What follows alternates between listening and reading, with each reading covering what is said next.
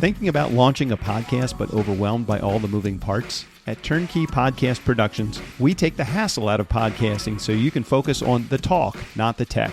From concept to launch, guest booking to post-production, we handle everything.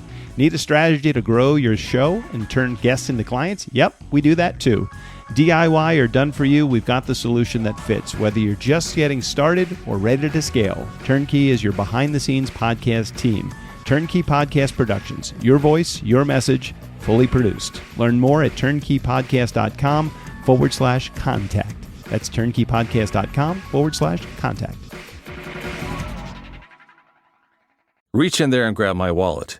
It's the one with bad motherfucker on one side and the nice guys on business on the other. Yeah, we gave them an hour and 15 minutes of quality content this week. Started out a little slow when we started talking about the government, and then we got into a little bit of government bashing, but then I think we brought it back.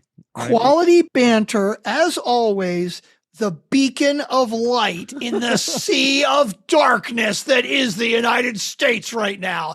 Wow. Dog and Strickland, the nice guys on business, fuckery. Blessed is he who, in the name of charity and goodwill, shepherds the weak through the valley of the darkness. For he is truly his brother's keeper, and the finder of lost children. And I will strike down upon thee with great vengeance and furious anger those who attempt to poison and destroy the nice guys on business.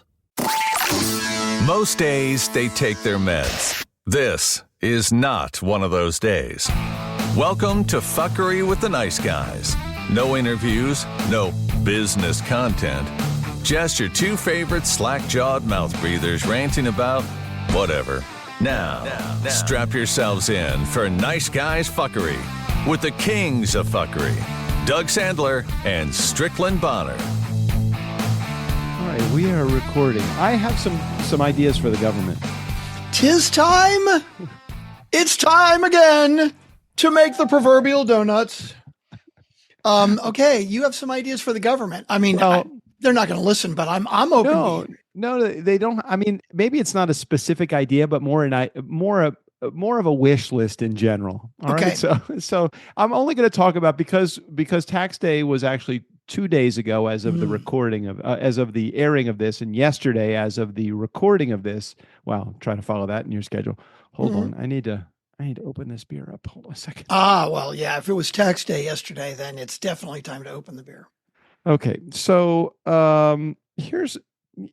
I just need maybe an understanding, and maybe you can shed some light on this because you're more knowledgeable in the inner workings of the federal government. Because I think there's a direct line on your desk to the White House, maybe even the East Wing. Shh! Don't tell anybody. Is that the West Wing or the East Wing? I did have a direct line to the East Wing, but unfortunately, Trump tore it down. So now, not so much anymore.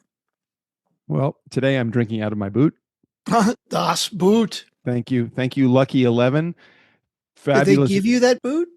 Well, when I bought 2 6-packs at the local Ojai Town Liquor, the special was you buy 2 6-packs, you get $2 off, and you get a free glass boot to put your new beer in. Dude, what a deal! No brainer. What no-brainer a deal! No brainer. Total no brainer. Okay, so anyway, here's my wish list or my ideas. So, why does the federal government make it so difficult for you to pay them? Okay, just take a guess at how much in personal tax revenue, how much does the government collect yearly in personal taxes? Oh, are you asking, like, I have no idea. Just take a guess. I know the answer. I just want you to take a guess at what the answer is, though. Okay, personal taxes, not including corporate taxes. Correct. No payroll taxes, no corporate taxes, none of that. Just personal income taxes. Jesus, I couldn't even fathom it. Hey, look, yes, I don't know.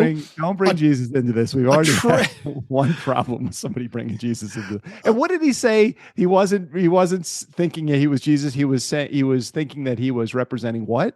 Okay, so clearly we're taking a quick turn already. We haven't even gotten and we might need a note for the reference because there might be people listening that don't know, or maybe there's something even more crazy that's happened since then, and so we don't even remember anymore. But my favorite podcast now, especially the ones that cover politics, everything they do, they timestamp it now. Oh my God, Like, right? hey, just want to let you know, it's 10 p.m. on Wednesday. You're listening to this at 3 a.m. on Thursday. So Oh my God. it's fucking amazing. Is that from the Daily or another? Yeah. The Daily always does that. Just want to let you know, conditions are very fluid. So we are recording this at 10 p.m. Right? on Wednesday. It's a daily podcast. You'd figure they wouldn't have the timestamp, but things don't change that fast. Right. Wrong. So Okay, on Easter, our President Trump, our orange stain President Trump, he's not my president. Just posted on Truth Social yeah. that he was going to obliterate Iran off the face of the planet. That's a very Easterly thing to say, very good Christian thing to say. Set them back to the Stone Ages, or that was previously? I think that was the same day. Yeah. Okay. And then he posted an obviously AI generated meme of him like in Jesus robes, right? White robes with a little red sash and like, healing somebody and all these other people around and shit. And then he got a little bit of backlash from that. I can't imagine why, the president putting up an AI image of him as Jesus. Why would he get pushback from all of his MAGA Christian followers? I have no idea why. And then apparently later he said, "Oh no, that was a mistake. I didn't think I looked like Jesus. I thought I looked like a doctor." A doctor. That was it. Only fake news might think that image was looked like Jesus. I think it's so obvious that it was a doctor. To which everybody responded. In fact, a number of doctors responded by posting AI images of themselves with the same outfit of like, right, this is how I go to work every day in my ancient white robes and red scarf. Right. Yeah, exactly. Right. And with his hand, like healing the head of the person laying in the bed. I am a doctor. And the lady behind, I'm just looking at the image right now. Mm-hmm. There's lightning bolts, not lightning bolts, but lightning is like a starfire coming out of both of his hands. Mm-hmm. And then the woman behind him on his right hand is actually praying. Right. Yeah, that's a doctor right there. Who wouldn't confuse that with him trying to represent himself as at least, if not Jesus specifically, at least as some sort of godlike angelic figure. Right. 100%. And what's really funny is Catherine, what the fuck is her name? The press secretary, Caroline Leavitt, right? Apparently she had a statement that said the image was doctored. In other words, somewhere at some point, I mean, maybe she said this off the top of her head at the press conference, but it's rather suspicious that she said, no, this image was doctored. And so what if, hypothetically, she said that to President Trump, our president who is not at all in cognitive decline, right? He's sharp as a tack, falling asleep in every fucking meeting that he's in, right? And she said that to him, and he misunderstood it as, oh, yes, I should say that I look like a doctor. Oh, I get it. Thanks, Caroline. Thanks for coming up with that excuse for me. No, that's not what I fucking said. It's just insane. Oh, my God. Okay. Anyway, I forget how did we even get there? I don't even remember how we got and then the other funny thing is I'm seeing, and of course, the Pope was like, that's bullshit. Like, this is ridiculous. And I can't believe that the president, the leader of the free world is posting this. And then Trump digs on the Pope. And Trump's like, if you're not in it to win it in the war for me, then you're not a good Catholic and you don't know the Bible as well as I do. And, and you're a bad Pope. And now MAGA followers are saying, I'm a good Catholic. I stand with President Trump. I do not stand with the Pope. And like, people are posting like, I don't think you know what Catholicism means. Like, what the Fortunately, we do have someone in the federal government that does understand religion and the Bible, and that would be exactly Pete Hegseth, who quoted from Quentin Tarantino as opposed to quoting from the Bible. Exactly. Now, hang on. Now I got to look up the quote because there are a couple of quotes in Pulp Fiction that are attributed to the Bible. I think one of them is real, but I think another one is actually one that's made up. Now, hang on. I got to look it up now. I do believe that Hegseth was laid on the table before he got started. He laid on the table his bad motherfucker wallet.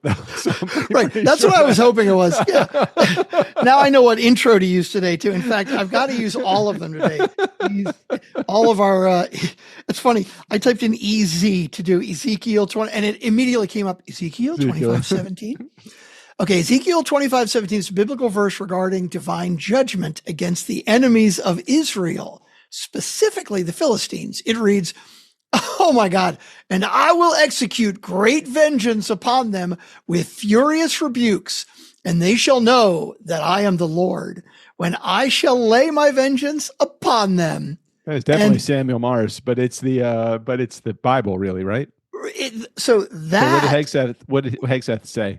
Okay, that is the actual Bible verse. Got it. But in the Bible, and anyone who's listening has already heard Steve O'Brien say this, because I definitely am opening the show with this. All right. He says, where's the monologue? Wait a minute. Yeah, he says he memorized it. I saw that. He says, I've memorized it and I know it by heart, or I know it. Right. And hang on, that's the real one. Where did it go? He does say, the path of the righteous man is beset on all sides by the inequities of the selfish. Blessed is he who in the name of charity and goodwill shepherds the weak through the valley of darkness, for he is truly his brother's keeper and the finder of lost children. And I will stride down upon thee with great vengeance and furious anger those who would attempt to poison and destroy my brothers. And you will know my name is the Lord when I lay my vengeance upon thee. Wow. So how much difference was there between the actual biblical verse and the Pulp Fiction version of it? Because I'm curious, I got to give the guy a little slack, just a little bit. But if it's like, no, that wasn't even in the Bible. But it sounds like it was in the Bible. And how close was he? Does it say what the difference is? That's what I'm looking up right now. So the tyranny of I guess it's not all that different. All right, so we can't completely rag on him for not getting the quote 100% right. He probably is just a fan of Pulp Fiction, and maybe just mentally it took over. But for him to know the quote, verse and quote, I mean, that's pretty good. Whether it's from the Bible or Samuel L. Morris, I give him fucking credit for that. Yeah, except that he is our fucking goddamn.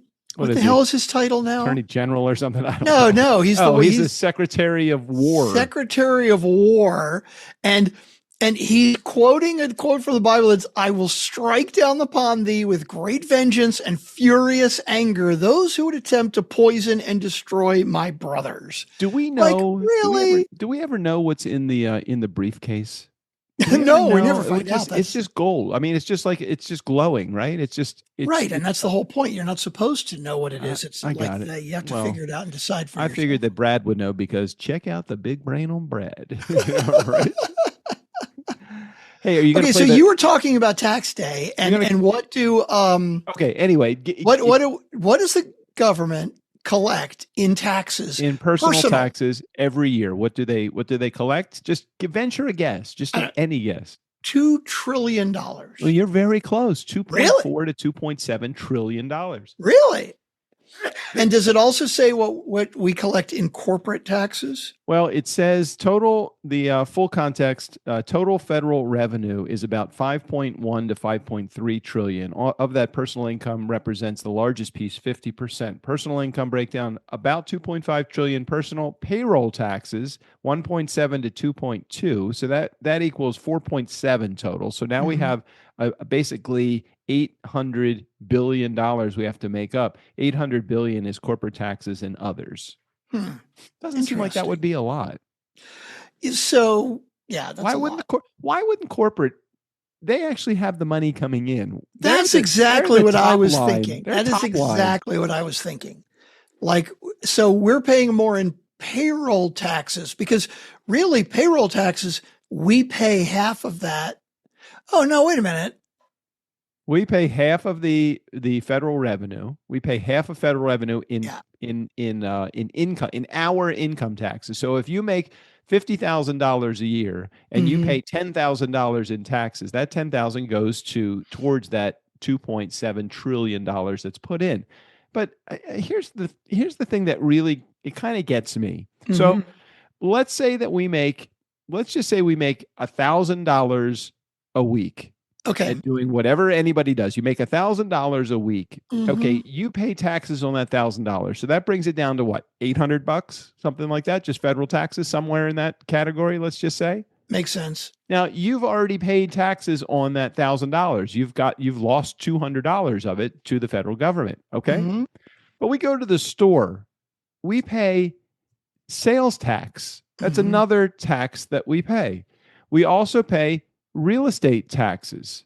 We also pay any other taxes that you pay. I mean, everything that we do, we pay taxes on top of that. Our dollar gets diluted every step of the way. How many times does your dollar get taxed before you actually get to use any of it for yourself? It's got to be cents on the dollar. It can't be like, okay, well, we get 80 cents, we get 20 cents on the dollar taken away. So when I go to the store, no, I don't have to pay federal taxes at the gas pump because I've already paid that as a part of my taxes my income taxes. Why do I have to pay another tax? How much money do you actually get of your dollar if you're an average consumer? Well, that's a good question. You should look that up. How much of the average dollar, if I am an average consumer, do I get to keep? Okay, let's see what that answer is. If you're an average U.S. earner, a simple way to think about it is you typically keep about 70 to 80% of every dollar you earn. Okay, so the federal. Okay, but what about sales tax, gas tax, real estate tax, and any others are deducted? I'm really curious how that works, but it wasn't even a part of my idea for the government, because I know Nice Guy Community, you're hanging on to all I'm this. hanging by a thread, waiting to hear what you have to say about the government. Okay, so here's my thing with the government. Now, we have the best software engineers, arguably, in the entire world here in the United States. I mean, they probably have some great ones in China, and they probably have some great ones in India, and they probably have some great ones in the Middle East and everywhere. But we have some top-notch schools that are turning out some really heavy tech guys and girls, right?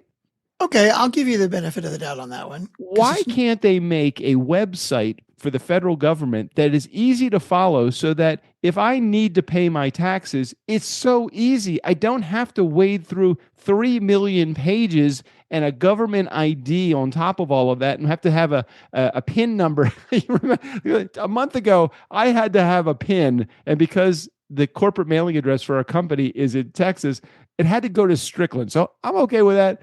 It took, I think, 2 weeks to get to you, more than 10 days. It took 2 weeks to get to you. Yeah, except that was specifically for the state of California. State of California. Okay, so, but it's not much easier for the federal government either. Probably not. So it's probably more challenging for the federal government. Why can't we have some of these amazing software engineers build an app or a website that is easy to navigate, easy to identify? We have biometrics nowadays. Can't we all just understand who we are through technology and be able to pay our taxes and do all the stuff that we're doing using biometric parameters and do all that shit online? Why do we need to? Why am I ever writing a fucking check is what I want to know. So we could do that, but we would have to hire software engineers in India, and they kicked them out of the country. ICE has kicked them out. So okay.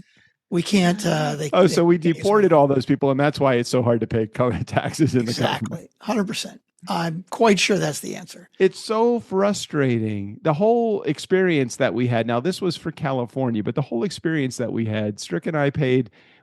We owed taxes, corporate taxes. So cool. So we paid the corporate taxes. We also owed estimated for 2026. So cool. So we paid that as well. But they returned one of those two checks because they said we duplicated the money that we sent in. And so we had a surplus in our account. Mm-hmm. In the meantime, the left pocket doesn't know what the right pocket is doing. The left pocket sends us a bill for the same amount of money that they refunded to us. But can I tell you what really kills me about California? California. Okay. You know, people are wondering like, why are people leaving California? Because it's so fucking expensive. Mm-hmm. So we have our turnkey podcast production company, right? And it is like, I guess, are we incorporated? I don't even fucking know. We're either an LLC, an S Corp, or sole proprietor. One of those three. Whatever it is that we are, it's in Texas, right? Right. Now, we only have to pay state tax in one state, California. And we have to pay a franchise fee in California. Right. Because that's because half of the owners are there. Right. Only because an employee lives in California. Now, Unfortunately, since we only have 2 actual employees, the rest are independent contractors.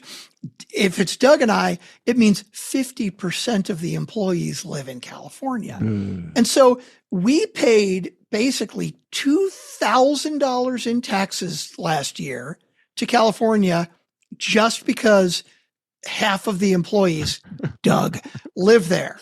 That's some bullshit. I'm sorry. That is total bullshit. I have an idea. Why don't we, and we could talk about this after we stop recording here, but why don't we just make you the sole owner of the company and I'll just take money from the company as I need? Why can't we just do that? We can check with our accountants on that, but my understanding is that the reason that we have to pay that much in California taxes is because you are an employee. It actually doesn't have anything to do with the fact that you're an owner. Maybe it's a little of both. Just make my mom an employee and just take me off payroll. There you go. I'll just do that. That's a good plan. Yeah, we definitely need to look into that because I think it should be like, could you imagine if the federal government actually was like Temu and gamified the entire process? You know, like, hey, pay your taxes, but first spin the wheel. So I'm spinning the wheel, and I get it. And it's like, hey, you did really well. You know what? You've got like $14 coming to you in advanced credit. Would you like to spin the wheel again? Oh, you don't have to spin the wheel again. We're just going to give it to you. Okay, now we're going to give you a credit off of it's like all of these. I can't even click on a Temu advertisement and buy the product that I was looking for because they're so busy trying to sell me other things. Which is why I did, you know, when you first discovered Temu, I'm like, okay, I've been hearing about this shit. I guess I'm going to give it a shot. And I did go in and I made one order. Of course, like what did I wanted to pay for 2 items and I got 27 other free ones or whatever. Right. But I was like, that was enough of a Temu experience for me. I'm like, I am never going back. I do not want every 10 seconds to be like, so how about this? Let's not take it to that extreme. Let's pretend like the federal government then was like the Habit. The Habit is a burger place, McDonald's. Okay. So before you actually pay your income taxes or do anything that you're going to do, they give you some options like, would you like cheese with that? It might be, would you like to defer some of the refund to next year's taxes or it's like there are so many things that they could do to make the experience better for you that you'd actually, while you don't ever want to pay taxes, maybe it would make it a little bit more palatable that you have to pay taxes. But they not only do they make it a horrible experience to want to pay taxes because they keep digging into your pocket, but they don't make the experience of paying the taxes easy for you. I mean, I had, without exaggeration, a 120 plus page tax return. Jesus, that is nuts. I don't understand how an average person could ever do that on their own. Yeah. Like, what's the point? It's like it's discouraging for me as a as a guy that owns a couple of companies, a couple of properties here and there, has some investments going on, it makes it a horrible experience. You'd think that they want, it's like, treat me like a fucking customer, right? Yeah, Treat me like a customer, make me want to pay, feel like I'm getting some value out of what I'm doing. All I see is pictures of Jesus and bombs going off in Jerusalem. Fuck. And apparently, I don't know the details about this, but apparently Trump made a change last year. Yeah. There was some way that if your taxes were basic, you were just like W-2, right? Like you could get them done for free. Like there are companies out there that say it's free, and then they try and charge you other shit, right? But apparently there was some way through the IRS that you actually could do it for free as long as there were no complications. And Trump said, no, fuck that. And make it complicated, make the tax code as complicated as possible. So these fuckers need to pay not only an accountant to do it, but so that they get so confused that they overpay. That's it.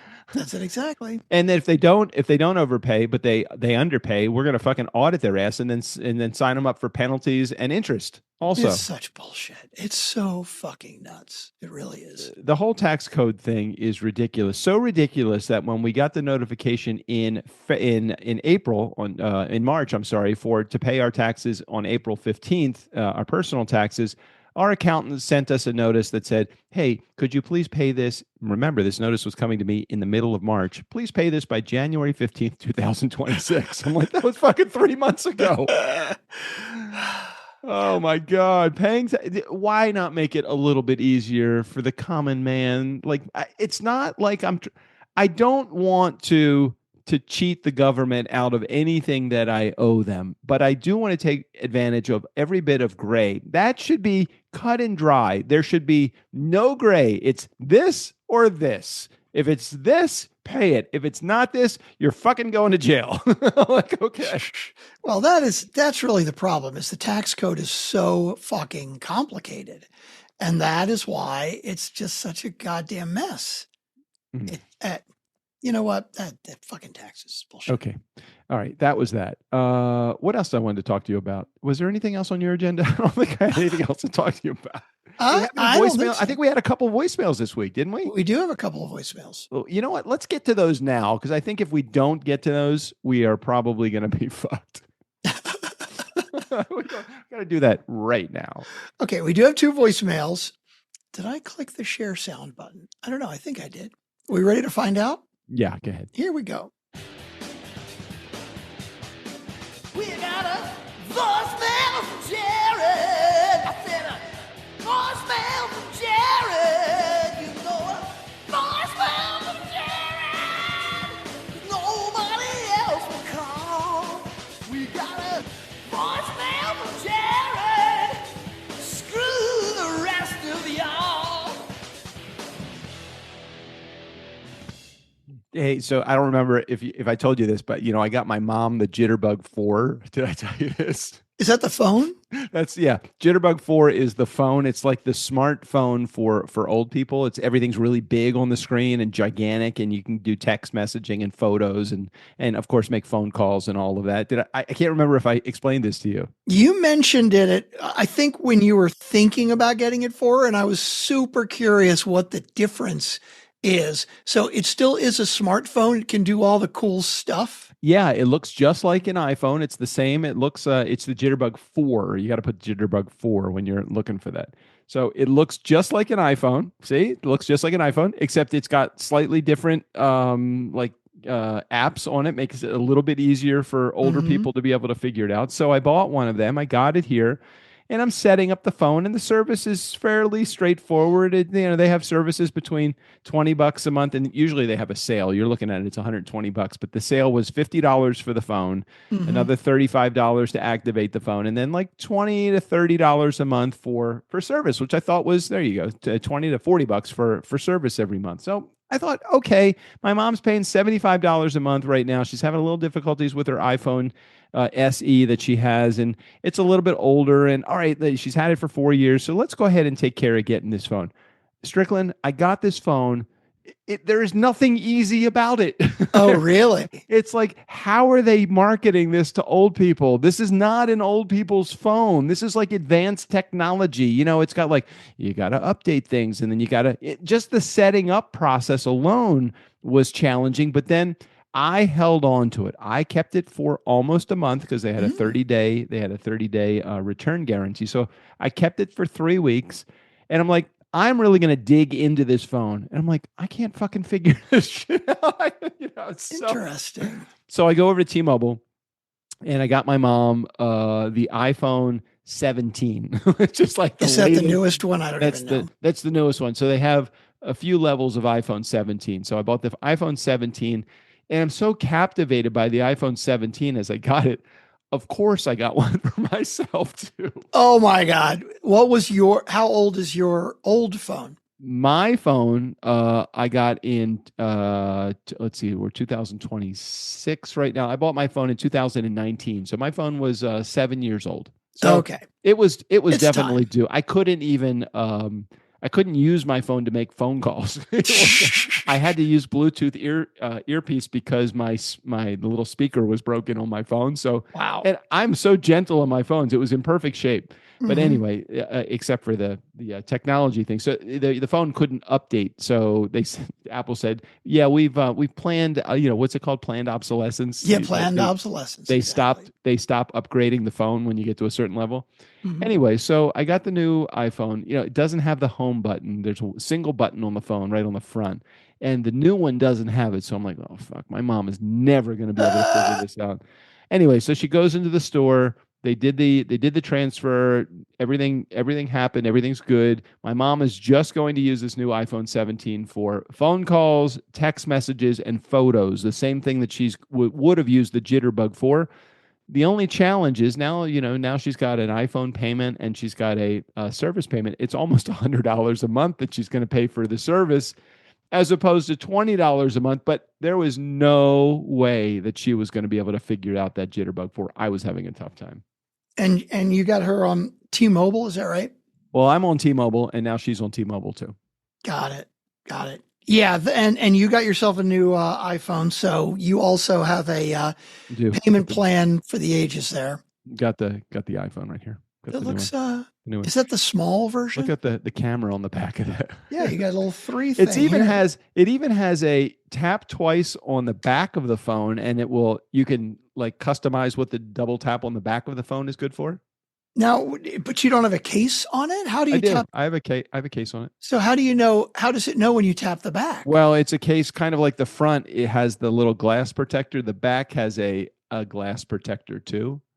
Okay. So when you tap on the back of the phone, it will. In my case, I wanted to take a screenshot when I double tap on the back of the phone. Okay, so every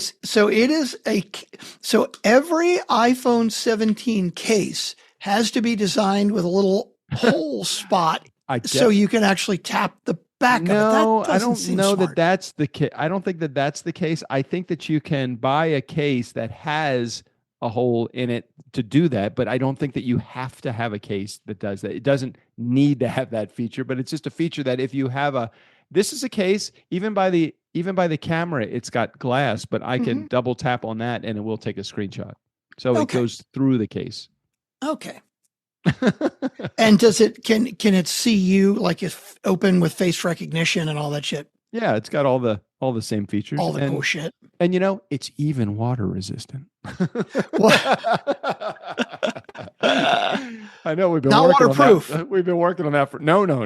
It's water not resistant. As a matter of fact, it's funny you say not waterproof. The first thing they did when I took my old phone to the store was there's a little like side compartment. It's like a secret side compartment in the iPhones.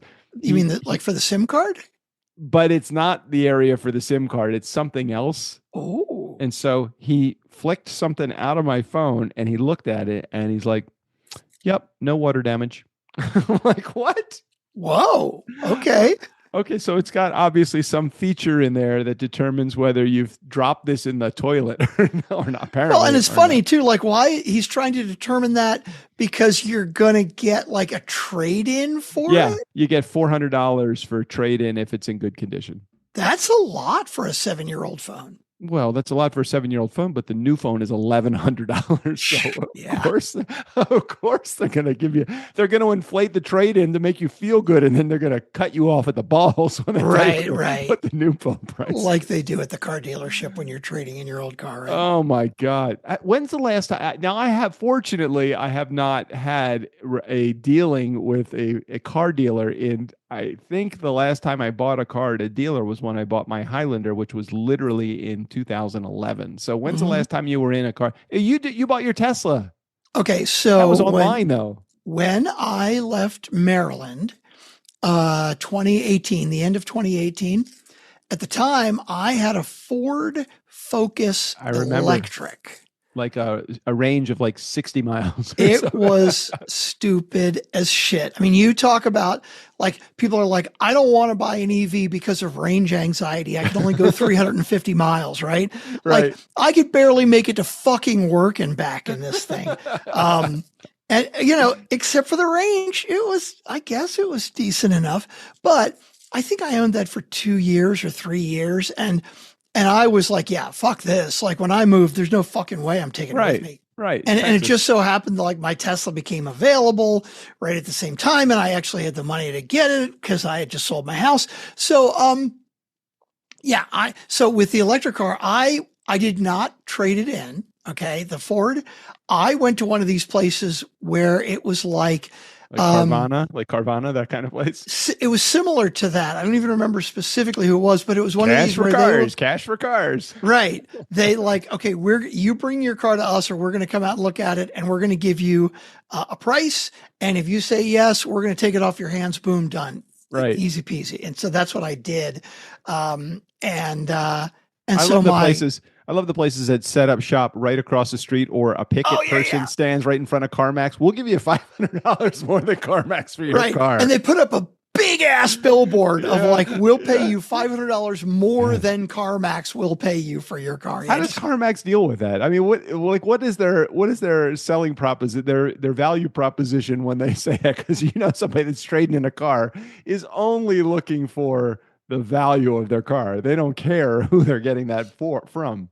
So it's, I believe, I haven't actually studied this, but I think it's two things. First of all, that if somebody is, let's say they're trading the car in at CarMax and they're getting a new car or another car at CarMax, right?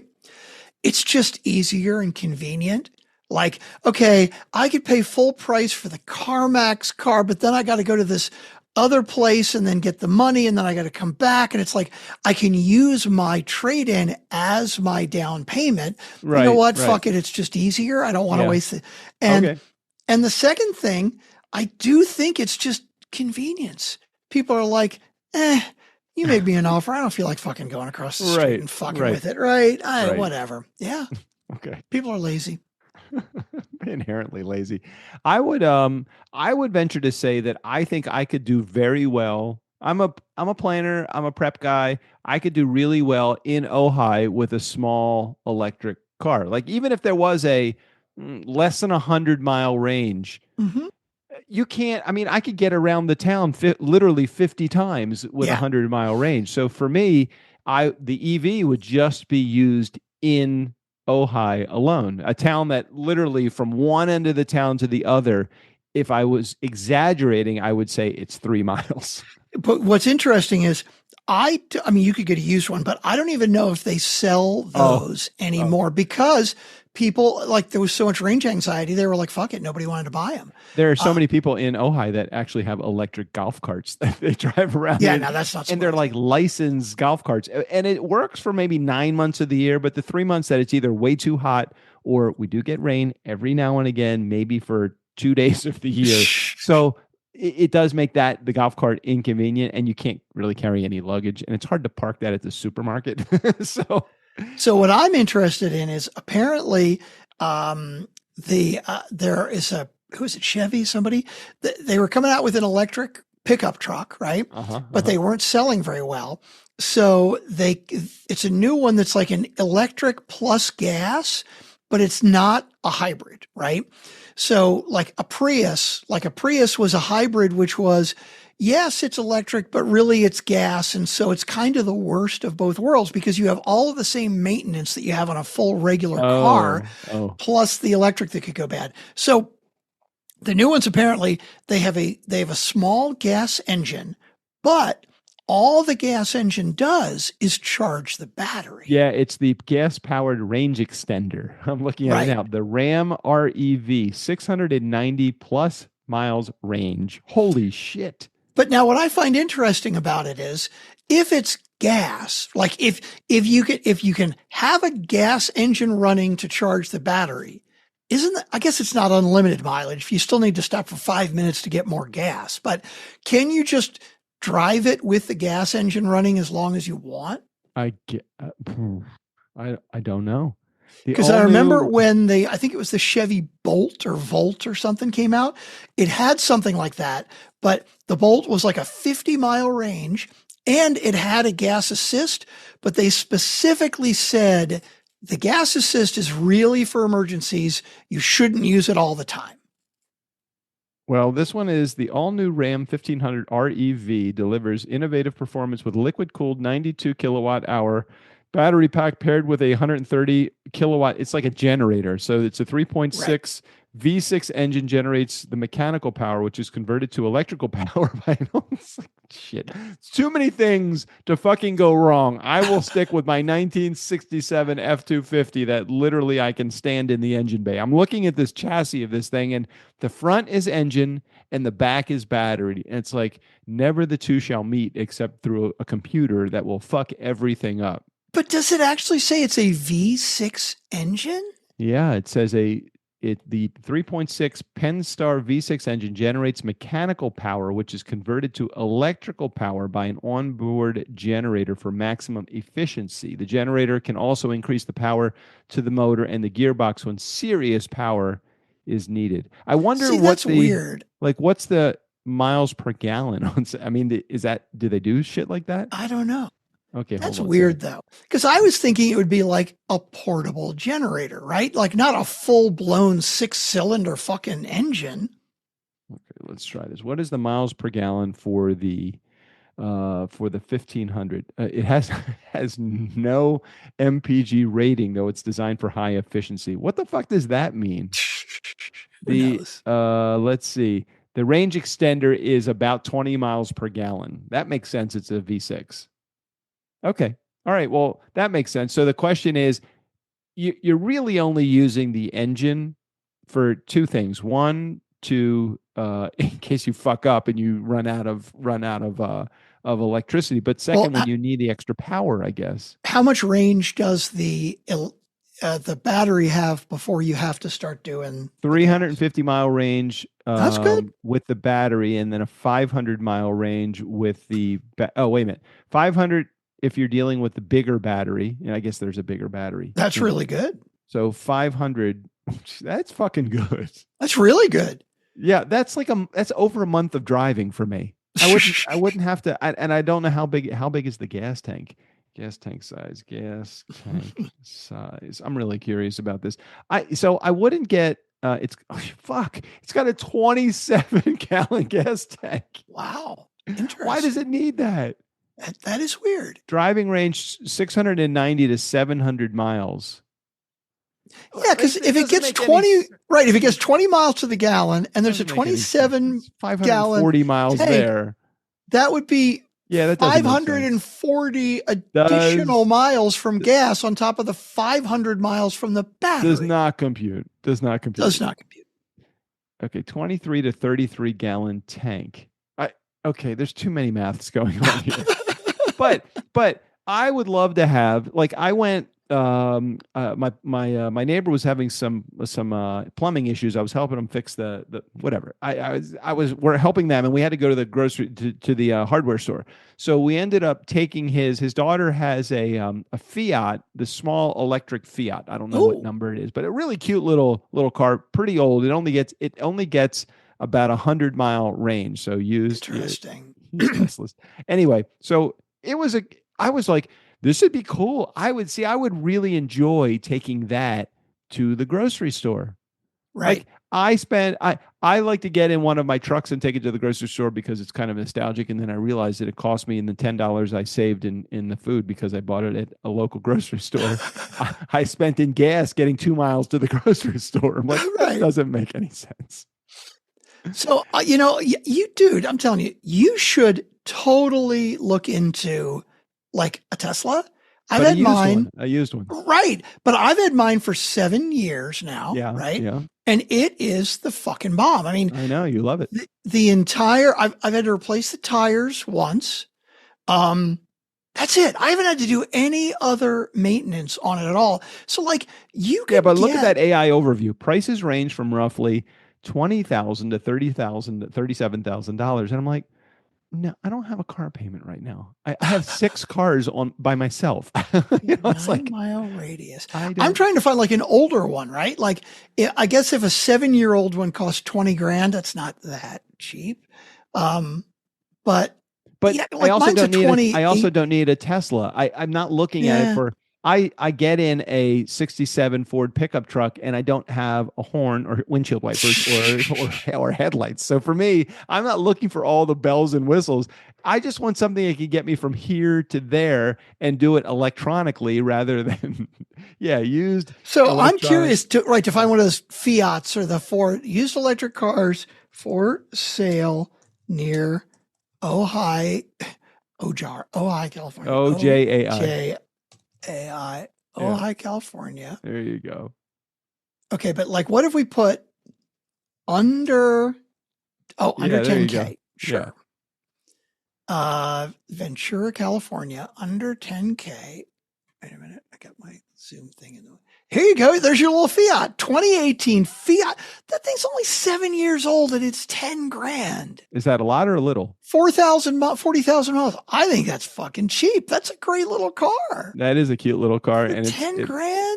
But I would even do, what are the other ones? There's a Ford Focus in there. Here's my Ford Focus electric. Now, does it tell you what the I want a good deal. I don't want a fair deal. Get the Volkswagen e-Golf, that one. E-Golf. Yeah, click on that one. I'm curious what the range is because my Ford Focus range was shit. But if you don't need to go far, then it doesn't really matter. I need to make it out of my driveway. I do know battery range 125 miles on the Volkswagen Golf. That's a good looking car. That's a cute car.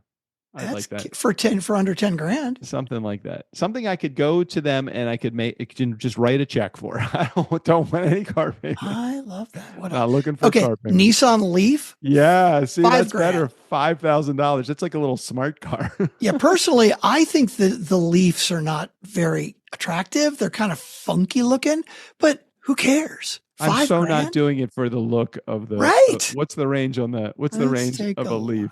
Did I pass it already? 84 miles. Getting kind of chintzy there. Yeah, but who cares? If you're just going to use it for, it's not like it's going to be the only car you have. No, I have. I would have at that point 7 others. 7 other cars, dude. It's like $5,000. You should totally get one of these and just tool around. I know it's a tool around town kind of car. Camera. It's like, it looks decent. It looks decent. You totally should get that. All right. I know. I think I interrupted voicemails. I'm sorry. I didn't mean to, but I totally meant to because I just wanted to talk about I forgot I had to talk about the Jitterbug phone. If you're out there in our listening audience and you have an older parent, my mom's in her early 90s. While I thought it was going to be challenging for my mom to upgrade to a new iPhone, much more challenging to go to the Jitterbug. The only benefit to the Jitterbug is it's got very big apps on it. And I think I can make the apps really big on the iPhone anyway. I'm sure you can. Have you ever seen the BMW i3? Yeah, the i3 or the yeah, I have seen that. Look at this fucking car. Every time I see these, I'm like, that's a BMW? It's ugly as fuck. But I personally would never own a BMW. Though, right? What? It's all electric though, right? It's all electric. What's the range personally on that? would never own a BMW just because like douchebags own BMWs, okay?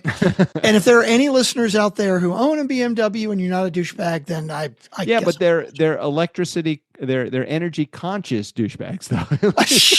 In this particular case. But the weird thing about this is it doesn't look like a BMW. Like they have a fully electric fucking, I don't know, $100,000 car. Yeah. And it looks badass. It looks like a BMW. What's the This range thing- on the i3? Scroll down. It's just a so little bit. ugly. Whoa, 124 miles. And it's got a short 5-hour charging time. Now, can you plug that into just a regular... look, you know me. I have enough planning in my brain that if I need to go somewhere more than like 20 miles, I could plug it in. But I'm curious, can I just use household current? And if I do, how much does it use? You can use household current. It's just very slow. Yeah, I'm okay That's with the slow. thing. That's the thing. Okay, here we go. The all-electric BMW. I want to find the... Whoa. Oh, shit. Now, that's the SUV. Jeez. And that's very expensive. That's pretty badass looking, though. It's like he has braces on. Well, God. but I want to find the other one. Oh, wow. They've got a bunch of them that are i7 electric starting now. at 105,000. Who the fuck? Well, I bought my first condo I bought in Baltimore in 1982 was $29,500. This car is 4 times more than that. My condo when I was single and living in New Jersey was $80,000. And that's the starting price, like before you've even added anything. The townhouse that I raised an entire family in was $125,000.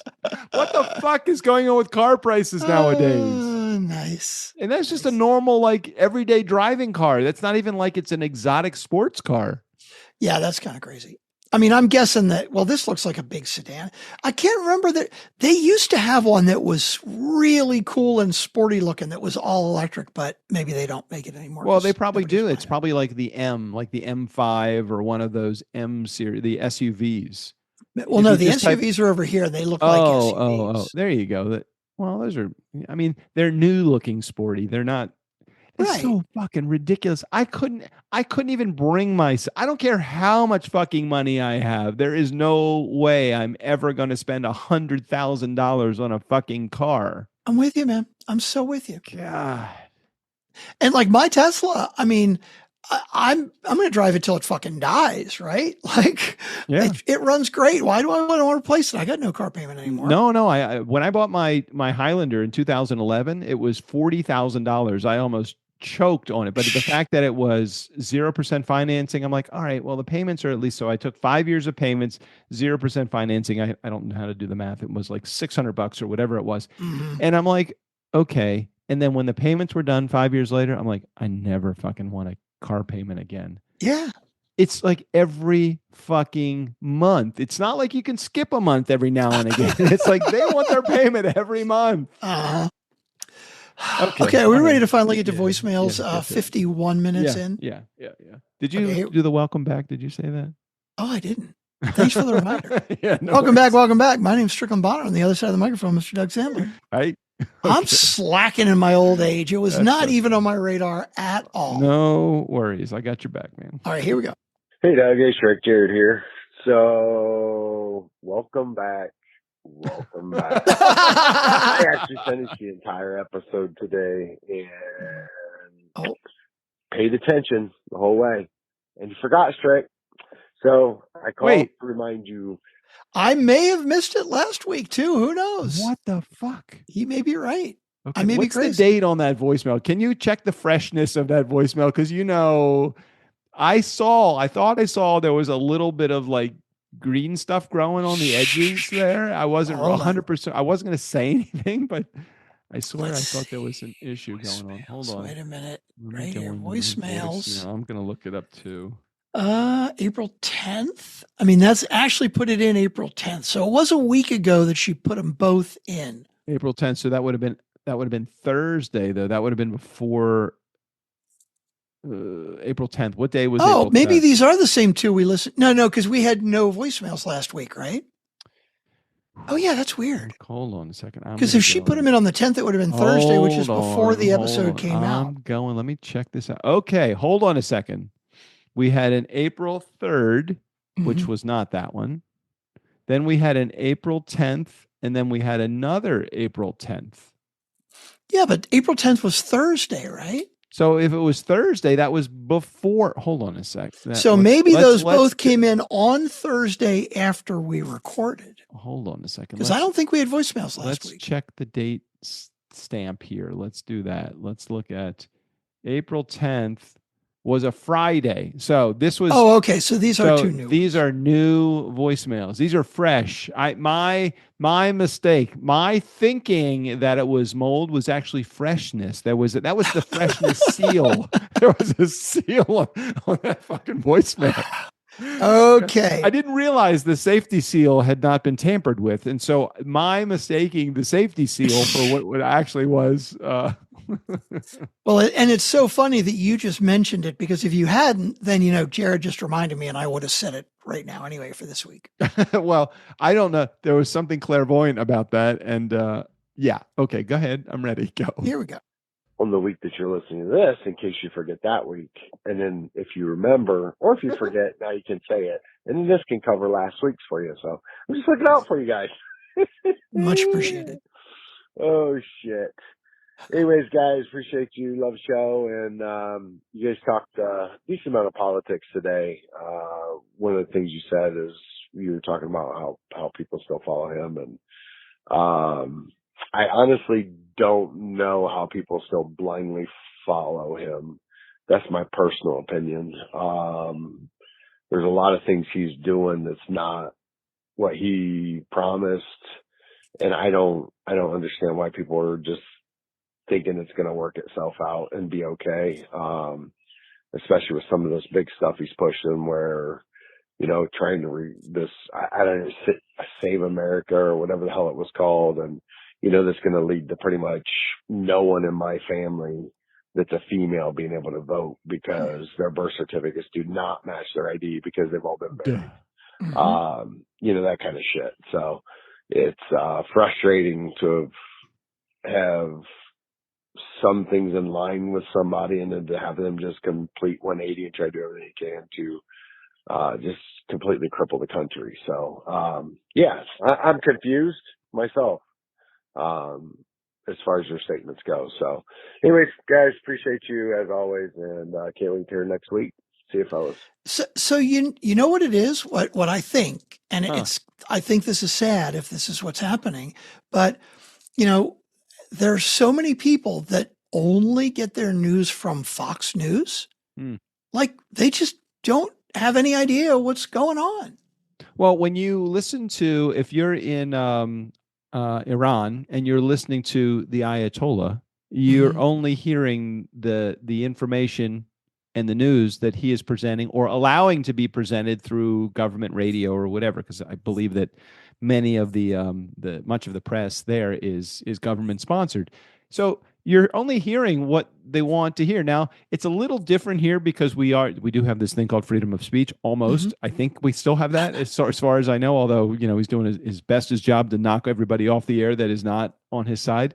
Mm-hmm. But still, we have all this propaganda that's here. And you would think that somebody that is so opposed, their ideology is so opposed to Trump's, you think, or so in line with Trump, you think maybe, hey, what is this other side thinking about? What are they talking? I listen to some conservative talk radio every now and again, and I'm like, really? Are you fucking kidding me? Is that really how you've interpreted that? Yeah. Like, it's almost like Fox News is the equivalent of everybody that is in his cabinet right now. I hear them talk, and I'm like, how are they justifying that? How are they making sense of we've got this, we've won this war. Okay, we're in. Hey, it's over. Well, almost over. It's like, well, what is it? Is it over or is it almost over? Yeah, I do the same thing. Like I try to, watch Fox News for a little bit every once in a while just to see. And it's like I watch it for 10 or 15 minutes and it's just the craziest, most inflammatory shit that is obviously like either just complete actual lies, or they've just taken one little thing and like twisted it completely out of context, where I try to watch like the news that I watch, like MSNBC or CNN or whatever. And I watch it and I try to think to myself, okay, are they really being biased against Trump? And if I were thinking to myself, hey, this is really biased, yes, there are certain statements here and there where I hear them and they're like, yeah, that's not really the kindest thing to say. But others where it's like, when they'll do a montage of Trump over the course of a week saying, the war's almost over. Oh, they've been obliterated. Their Navy is done. They're giving up. It's like saying all of this contradictory shit. And it's not out of context. There's no such thing as out of context. When Trump says, we've won the war, okay. What's out of context there? No, we haven't. We are fucked. We are so, and when he says, nobody told me they would close the Strait of Hormuz, like, nobody fucking told you because you didn't want to listen. Yeah. It's so ridiculous. It's so ridiculous. And hey, now, as you see on the screen, the Trump phone, people, put $500, deposits down to get the made in America. Oh, wait a minute. No, not actually made in America. No. Thought about in America. No, wait a minute. Okay, here we go. Let's see. Trump Mobile, June. Oh, and it was announced in June of 2025. So we're almost a year since the announcement of the $499 gold model smartphone. The M1 launch was delayed in 2025 due to the partial government shutdown. Yeah, right. Mm-hmm. Other delays. What else? Let's see. $499 for the phone is gone. The later this year phone launch wording is gone.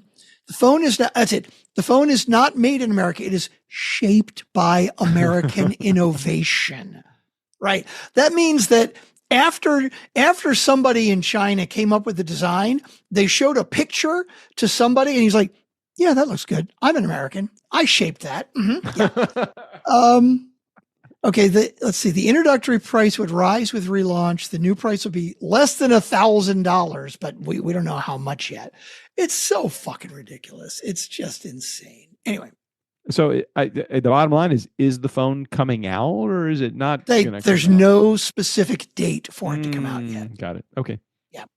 Okay, we ready for the other voicemail? Yes. Here we go. Hello, Doug. Hello, Emily. Friend. Last week, you guessed that it was me calling, and it was Jared. And I said to myself, oh my gosh, I've not called in so long. I know. They must miss me so much. We do. So I decided I was going to do it today. Woo-hoo! I'm calling for two reasons. Number one, have either of you seen, I can't remember if you've talked about this, so forgive me if you have. Can't remember. Have either of you watched Company Retreat? It's Netflix's new jury duty show on not Netflix, Amazon Prime. Amazon Prime. Got to get those billions, Amazon. Yeah, so have either of you seen that? That really, that is a beautiful show, I got to say, for so many reasons. So if you've seen it, we can discuss. If you haven't seen it, we'll not discuss. Is it called Company so let me know about that, number one. Yeah. And then number two. Hang on, I'm going to pause for a minute. I think it's called Jury Duty Presents Company Retreat. Oh, yeah, because when I typed in Company Retreat, what came up was Jury Duty. So, what? Well, let's not interrupt. Let's let Emily finish her message, and then we'll come back and talk about that. Okay. I just wanted to say to both of you, thank you so much. The world is feeling like a big yo-yo at the moment. In life, in business, in the country. It's just all really unstable ground. And so I just wanted to say thank you both for being a consistent weekly beacon in our lives. Wow. Yes, you show up and provide a lot of tomfoolery, but it's really nice to just have the consistent, reliable voice in our ear, week after week after week. So that's all. Just keep doing great things and great work. And sounds like I'm saying goodbye forever, but I'm not. Really? Everything okay? Oh, that was very sweet. We are a beacon. Wow. Providing tomfoolery. I'm going to have to use tomfoolery in the title. I do like the word tomfoolery. I think hijinks is another word that I really like a lot. Tomfoolery and hijinks from DNS. Exactly. Thank you, Emily. We appreciate that. And we did miss your voice. It's been far too long since you called. It's always wonderful to hear your voice. So I did discover a couple of weeks ago, Company Retreat by Jury Duty. Did we talk about this a couple weeks ago? I don't know. I don't think so. Okay. So for those of you who are not familiar, Jury Duty was a brilliant fucking show where basically it was about what happens on jury duty, like they're following a jury through a trial, but it's not a real trial. Is this a comedy or is this comedy? Okay. Yeah. It's not a real jury and it's not a real trial. And everybody is an actor except for one guy. Did you watch it, Doug? I do. Now that you said I've never seen it. But now that you've said never seen it. But now it's going to be on my list of things. Is it like a 30-minute sitcom? Like, so 20 minutes of it is. And by the way, you want to watch Jury Duty first. Okay. For any of you who have not seen it, Jury Duty. So here's the quick thing with Jury Duty, right? It's one guy is a real person and he has no idea that everybody else is an actor. Got it. Everybody else on the jury, the judge, the defendant, the prosecutor, everybody is an actor. And it's basically, what was the Jim Carrey movie where I know what you mean. I don't remember what it, like Truman. Yeah. The Truman Show. Right. So this is basically the Truman Show in the bubble of Jury Duty. And it's so fucking funny. And James Marsden is in it. Who's James Marsden? James Marsden is an actor who was in X-Men. You'll probably recognize him if you see him. Okay. Right. He hasn't had a lot of huge parts, but he's had tons of like middle-sized and smaller roles. Right. All right. And so what happens, he gets called in and the first couple episodes are like picking the jury from the pool. And he is an alternate in the pool, right? Or he's part of the pool. And is this the guy that thinks life is it's an actual trial, or is this somebody else? No. So James Marsden, the actor, it knows that it's not real. Oh, got it. But he's playing himself. So basically, the cameras are following along as they get this group for the jury, and they're trying to decide who will stay on the jury and who they'll let go. James Marsden plays this douchey version of himself, like totally self-centered. And he basically comes in and he's like, yeah, I'm working on this part. I can't do jury duty, man. I've got to figure out how to get out of it. Right. Because I got these auditions coming up, but I can't do it. He's just a totally douchey version of himself. Do the other actors know that the other actors know it's other actors? Yes. All of the actors, everybody is aware. Except this one guy. Got it. It's just like the Truman Show. Is there any breaking of the fourth wall or none of that? No, because it's not like The Office, right? No. Well, the Office is subtle breaking of the fourth wall. They're not like they're talking to the camera, but they look up, they glance. It's all glances. Although it's interesting because it is similar in that, you know how like in The Office, they'll have like a cutaway clip where the documentary crew is talking and you're like, yeah, I was talking to Steve and I don't know why he got so upset. I mean, you know, the beer was only half full. I don't know what the big deal was. They do the same thing here. Right. But most of those are with the guy who thinks it's all real. Now they do a few of them with some of the actors also, as if they are actors though, right? So they're even when they do that, they're playing the character still. Got it. And it's so fucking funny. It is absolutely hilarious. Brilliant. I will be watching that. That is good. We are slowing down on the series that I think it just ended, the one that we were watching, Best Medicine. Have you seen that one?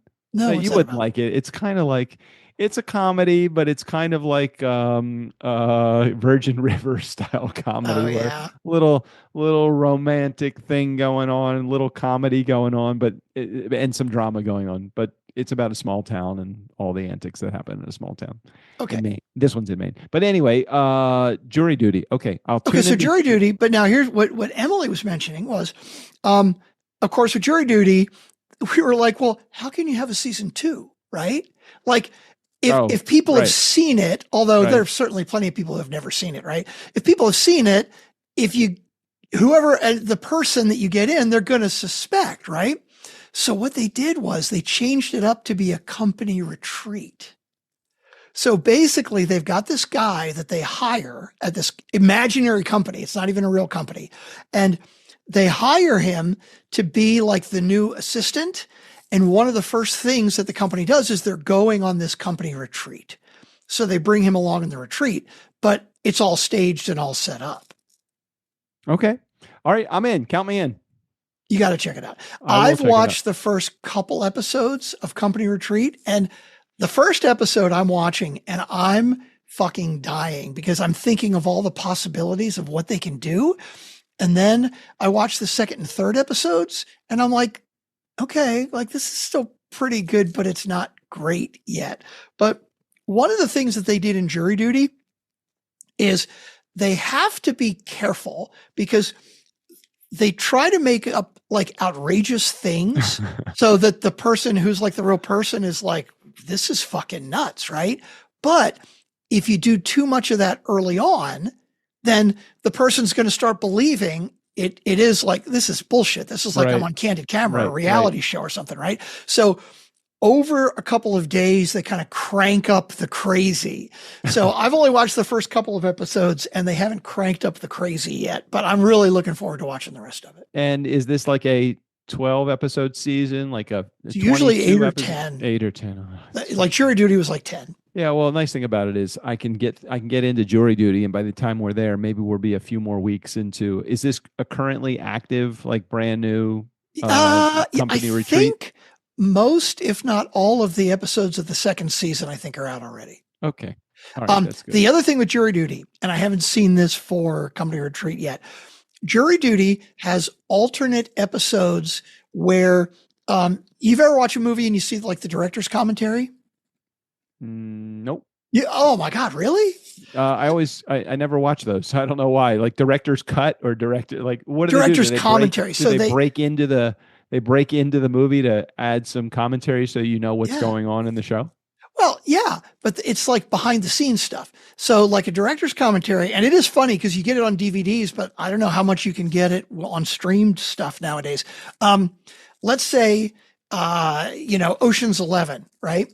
Ocean's 11 has a director's commentary where I think it's Steven Soderbergh, the director, and George Clooney and Brad Pitt and the writer.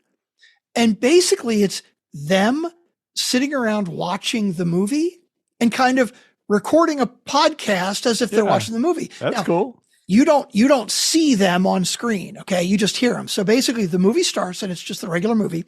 And then you're like, okay, everybody introduce yourself. Hey, I'm Steven Soderbergh. I directed the movie. I'm Brad Pitt. Do they pause the movie so that you can hear? Well, no, it just goes. Okay. Well, I'm trying to explain it. Okay. Sorry. The movie starts and you're seeing it and hearing and everything, right?